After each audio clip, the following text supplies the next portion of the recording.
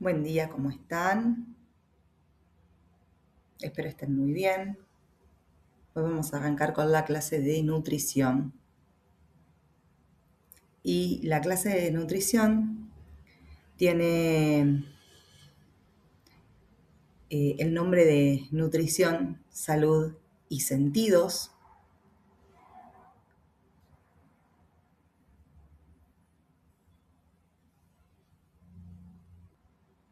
Más allá de los nutrientes, donde vamos a trabajar con contenidos que son fundamentales de nutrición, pero desde una mirada que también recupere nuestra dimensión humana, social y profesional en este campo. Hoy vamos a comprender qué es la nutrición y cómo se diferencia de la alimentación, conocer los nutrientes esenciales y su clasificación, poder analizar cómo los nutrientes impactan en nuestra salud y cómo se relacionan con los medicamentos, pensar también desde nuestro rol como futuros profesionales farmacéuticos y en la promoción de hábitos saludables. Vamos a empezar con esta consigna y me gustaría que piensen en un plato que los haya acompañado en su vida. Tal vez en la infancia, en un festejo o algo que les guste mucho. Y acá sí me gustaría que piensen en qué ingredientes tiene esa comida, quién lo preparaba, qué emociones les trae. ¿Ese plato tiene historia? ¿Tiene cultura? ¿Tiene afecto? Porque eso también es parte de la nutrición. No solo lo que comemos, sino cómo, cuándo, con quién y por qué. Yo les traigo este plato. Tal vez de mi infancia, donde puedo recordar aún ese aroma cuando lo veo, quién está la persona al lado acompañándome. Y ahora, todo lo que comemos es un nutriente. ¿Qué les parece? Nutriente es lo que el cuerpo extrae del alimento para sostener la vida, ¿sí? Las proteínas, los hidratos de carbono, las vitaminas. Ahora, el alimento es todo lo que comemos y esto tiene forma, tiene color, tiene sabor, tiene textura, tiene cultura. Entonces tenemos que saber diferenciar qué es un nutriente, qué es lo que yo le extraigo. Mi cuerpo le extrae a ese alimento para producir energía, para construir el músculo. Y el alimento es todo lo que comemos. Les traje esta imagen porque acá tenemos que saber diferenciar que la alimentación es voluntaria y es cultural, pero la nutrición es involuntaria y es biológica. ¿Y por qué estas diferencias? Porque yo puedo decir, no sé, hoy me voy a comer un plato de, milanesa con papas fritas. Esa alimentación que yo elijo es voluntaria y cultural porque es habitual que se consume ese tipo de alimentos en nuestra población. Ahora, mi nutrición y lo que yo obtengo desde ahí, que obtengo el hidrato de carbono a través de la papa, la proteína a través de la milanesa, el hidrato a través del pan rallado, eso es involuntario y es biológico.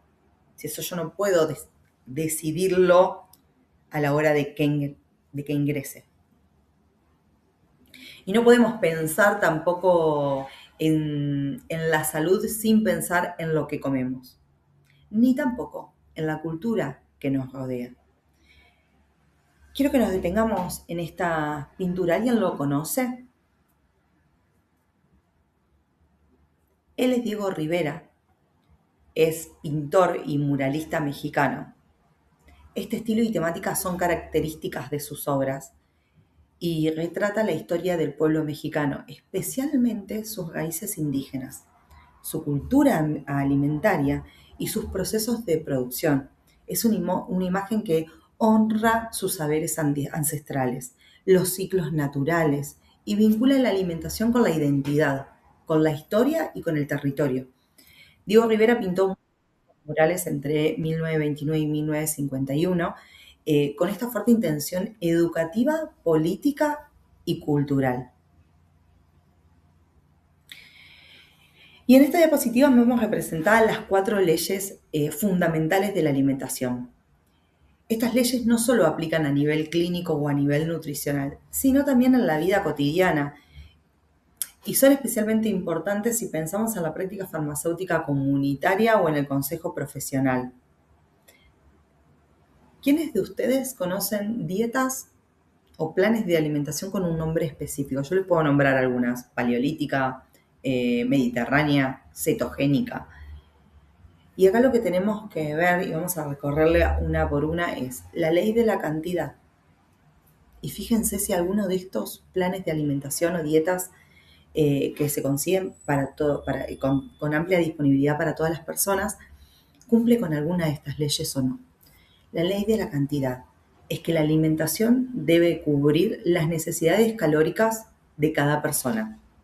La ley de la calidad, ¿sí?, que debe incluir todos los nutrientes esenciales: hidratos de carbono, proteína, grasas, vitaminas, minerales.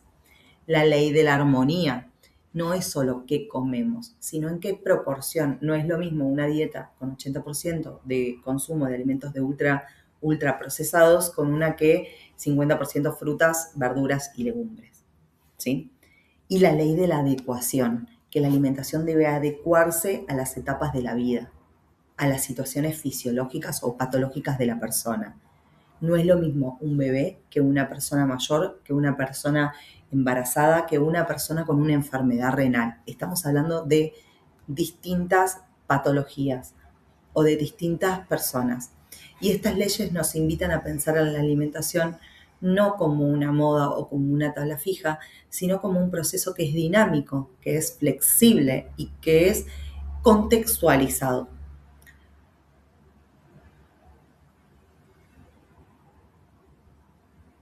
Entonces, si vamos a mirar lo que comemos, ya no solo vemos calorías o porciones, lo vemos como algo vivo, como algo situado, como algo con historia, con memoria. Pero también es importante que podamos entender qué es lo que pasa dentro de nuestro cuerpo cuando comemos. Porque ese mismo guiso que vimos en el mural o el plato que cada persona recordó al inicio de esta clase, tiene algo más, tiene nutrientes y el cuerpo los necesita para mantenerse con vida, para poder crecer, para poder defenderse. Así que ahora vamos a mirar un poquito esto, ¿sí? Estos nutrientes que son esenciales. Vamos a ver cómo se clasifican, qué hacen en el cuerpo y por qué. Incluso desde la farmacia necesitamos saber de ellos. Y ahora lo vamos a ver por qué.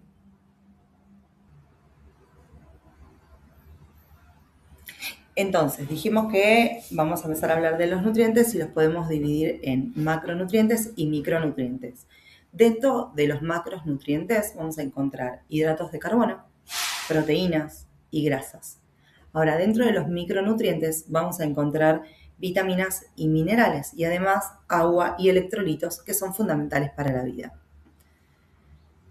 Dentro de los hidratos de carbono podemos decir que su función es principalmente energética. Podemos dividirlos en dos, en los simples y en los complejos. Pensemos que los simples son energía rápida y disponible, absorción rápida, ¿sí? Y los complejos tienen una absorción más lenta y más sostenida en el tiempo. Entonces, dijimos que en cuanto a los simples, por ejemplo, son útiles en una hipoglucemia aguda, ¿sí? Paciente con menos de 70 de glucemia, hipoglucemia. Pero no recomendables como una base de una alimentación diaria, ¿sí? Porque aportan mucho azúcar. En cambio, los complejos favorecen también la salud digestiva y el control del azúcar en sangre porque aportan fibras, minerales, y vitaminas. Fíjense dentro de los ejemplos que tenemos, en simples tenemos azúcares, miel y gaseosas. Ahora, en los complejos tenemos alimentos que son más saludables, legumbres, avena, arroz integral. Estos tienen una absorción más lenta y sostenida en el tiempo. Hoy se habla mucho del índice glucémico y de que no hay que comer hidratos de carbono porque aumenta el índice glucémico. Pero acá tenemos que hacer una salvedad. El índice glucémico sí me va a aumentar, es cierto que aumenta con los hidratos de carbono, pero si yo consumo una cucharada de azúcar, no es lo mismo que si yo consumo la avena, que es más sostenida en el tiempo, no me hace ese pico y baja. Ahora, si yo me como la avena con miel, al incorporar fibra, hace que también se sostenga un poco más en el tiempo. Entonces no hago ese pico glucémico tan alto. En cuanto a las proteínas, sabemos que son esenciales para poder formar las estructuras, los músculos, las enzimas, las hormonas, y están formadas por aminoácidos, ¿sí? Digo yo, son como los ladrillos que la componen, que componen esta proteína. Son moléculas orgánicas que se van a combinar entre sí para formar proteínas. Existen 20 aminoácidos principales. El cuerpo puede fabricar algunos, pero otros deben venir de los alimentos. Por eso se clasifican en aminoácidos esenciales, que son los que no produce el cuerpo, y los no esenciales, que el cuerpo los puede utilizar.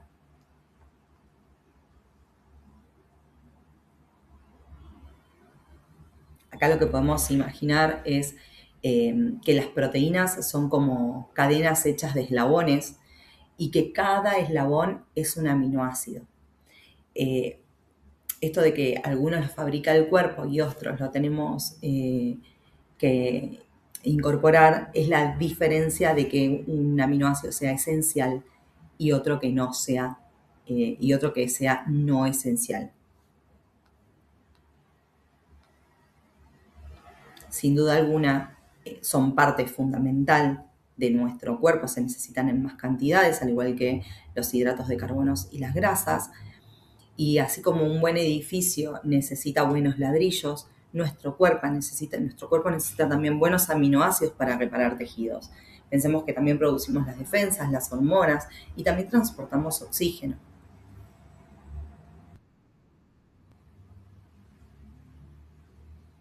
Ahora, fíjense qué hacen las proteínas dentro de nuestro cuerpo. Forman parte de la estructura, formando músculos, piel, uñas, el colágeno, las enzimas.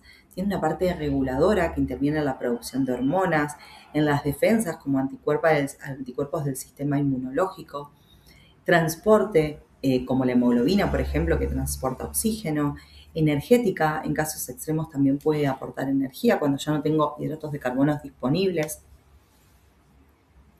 Y también otro de los macronutrientes que dijimos que íbamos a ver eran los lípidos, que cuando escuchamos la palabra grasa solemos pensar en algo malo, ¿no?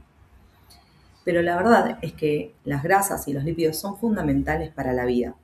El problema no es la grasa en sí, sino qué tipo, cuánta y con qué frecuencia la consumimos. Pensemos que las funciones de los lípidos en el cuerpo tienen una función también energética, aportan más del doble de energía por gramo que los hidratos de carbono o las proteínas, o sea, tienen 9 kilocalorías por gramo. Son la reserva energética principal de nuestro cuerpo y acá tenemos dos tipos de grasa, las saturadas, que son sólidas a temperatura ambiente y en exceso suelen asociarse con mayor riesgo de enfermedades cardiovasculares, y las insaturadas, que son como las más saludables, donde tenemos el aceite de oliva, la palta, las aceitunas, el pescado, el girasol, ¿sí?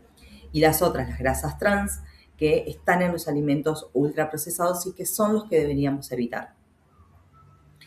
En la parte estructural también forman parte de la membrana de todas las células, como ya lo vimos el año pasado en biología. Tienen también una parte reguladora donde participan en la síntesis de hormonas, como por ejemplo las hormonas sexuales.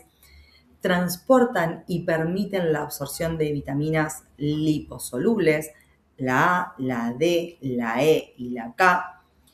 Tiene una parte protectora y aislante que protege órganos que son vitales y que también ayudan a conservar la temperatura de nuestro cuerpo.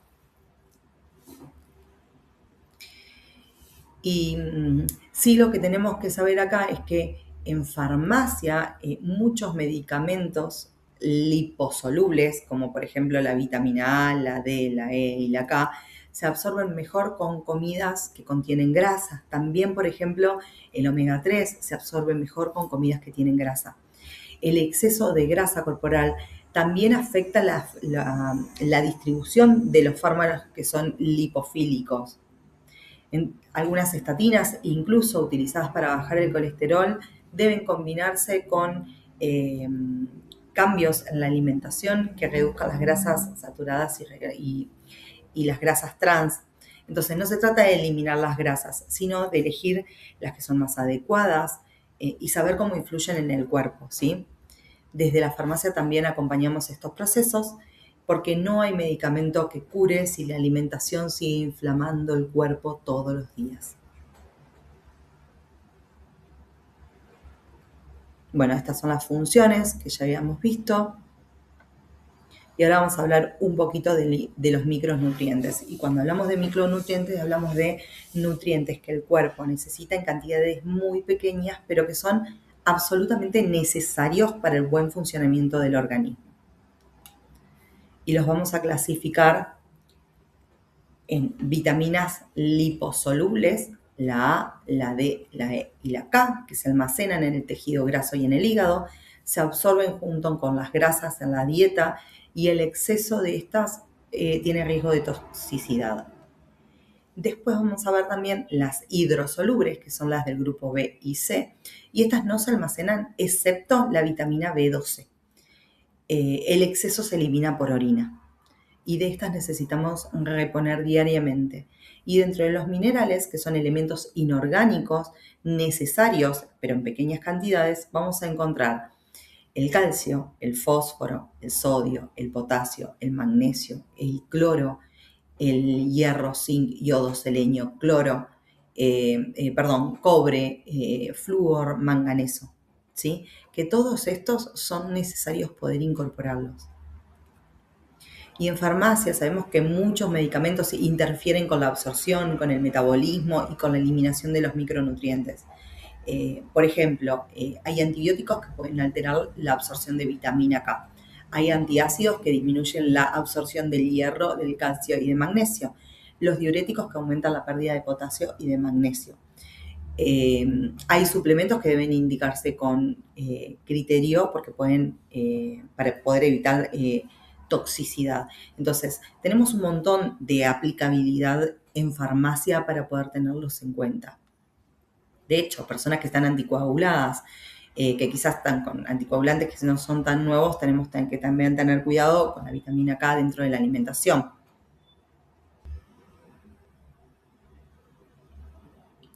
Y aunque se necesitan en dosis pequeñas, los micronutrientes tienen un impacto enorme en la salud. En farmacia, conocerlos nos va a ayudar a prevenir deficiencias, complementar tratamientos y evitar interacciones que no sean deseadas. Y aquí finalizamos, vamos a continuar la semana que viene. Tienen los trabajos prácticos, el trabajo práctico también que les presenta Bruno. Y cualquier duda la podemos responder la semana que viene. Que tengan un hermoso fin de semana.